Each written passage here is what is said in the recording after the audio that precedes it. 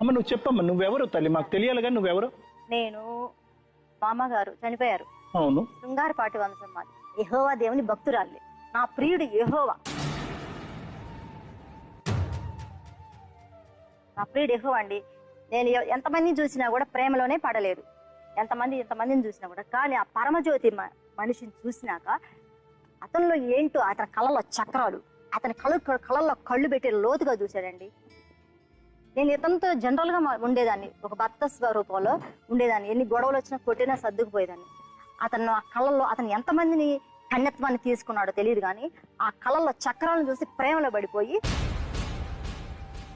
చివరికి నా కాపురాన్ని నేను చేర్చుకున్నాను సార్. కాదు, నీలో అతీత శక్తులు ఉన్నాయన్నావు కదమ్మా? అతీత శక్తులు అంటే సార్, మొన్న నేను మా ఇంట్లో అక్కడ ఉంది గోల్డ్ బంగారు ఉంది, దాని మీద కాలు పెడితే భూమి ఎత్తైంది సార్. దేవకన్యలు కదా, స్ట్రైట్ అయింది భూమి, పెరుగుదల అయింది, పీట భూమి అయింది.